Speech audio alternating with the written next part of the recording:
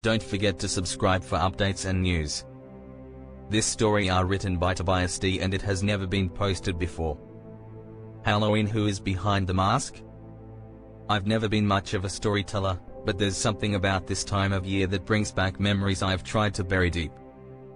Maybe it's because Halloween is just around the corner, and for the first time, my kids are old enough to go trick-or-treating on their own. I should be excited, but there's an gnawing dread in the pit of my stomach that I can't shake. And I think I know why. I don't talk about that Halloween night from my childhood. Not because I don't remember it, I remember it all too well. But I've kept it locked away, convinced myself it was just my imagination, a trick of the mind. But now, as the days grow shorter and the shadows longer, I feel like I need to tell someone. I need to get it out before it consumes me. It was the late 80s, and I was maybe 8 or 9 years old. Halloween was always my favorite night of the year. My friends and I would run through the streets, laughing and shouting, our pillowcases growing heavy with candy. The neighborhood would come alive with decorations, jack-o'-lanterns flickering on every porch, ghostly sheets fluttering in the wind, the air thick with the scent of fallen leaves and candle wax. That year, something was different.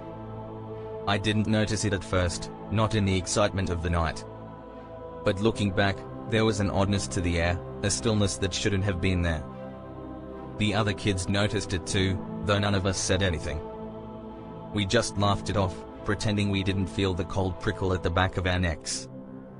We were halfway through our route when we reached a house at the end of the street. It was a bit older than the others, set back from the road with a long, winding driveway. The windows were dark, and the front yard was overgrown, but a single jack-o'-lantern flickered on the porch, its screen wide and leering.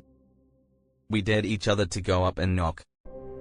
Being kids, we were always looking for the next scare, the next thrill. So, we all went together. As we got closer, I noticed them, 3 figures standing just beyond the porch, half hidden in the shadows. At first, I thought they were just kids like us, out for candy, their costumes elaborate and strange. But something was off. Their movements were too fluid, too wrong. The way they tilted their heads, the way their eyes, those eyes, glinted in the dim light. They weren't eyes I'd ever seen on any kid. They weren't eyes I'd ever seen on anyone. We stopped short at the bottom of the steps, all of us frozen, staring at these figures. They were dressed in tattered, old-fashioned clothes, their faces painted white with streaks of red that might have been blood or just clever makeup. But there was something about their eyes that was all too real. Deep and dark, with a hunger that sent chills down my spine. One of them, the tallest, stepped forward. His voice was a whisper, a rasp that seemed to come from everywhere and nowhere.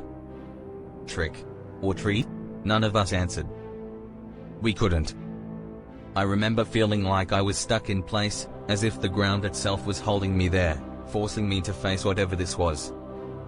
The figure reached into his pocket and pulled out a small, wrapped candy, holding it out to me. I don't know why, but I took it. Maybe I thought it was part of some elaborate prank, or maybe I was just too scared to refuse. But as soon as I touched it, a cold shock went through my body, and I dropped the candy, stumbling back. The others did the same, and we all bolted, sprinting back down the driveway, not stopping until we were back in the well-lit part of the neighborhood. We didn't talk about it after that. Not on the way home, not ever. But that night, I couldn't sleep.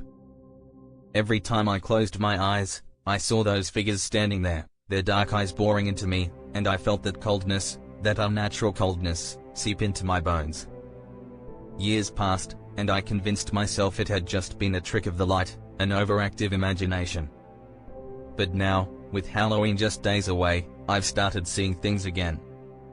Out of the corner of my eye, in the shadows at the edge of the yard, figures, watching, waiting. And it's not just me. My kids have mentioned seeing funny-looking people on the street, but they brush it off, eager for their first real Halloween out on their own. But I know better. I see them for what they really are. They've come back. And this time, they're not here for candy. I don't know what to do. How do you protect your children from something like that, something that shouldn't exist? How do you tell them they're not safe, even in their own neighborhood? As the night approaches, I can feel the air thickening, that same stillness settling in.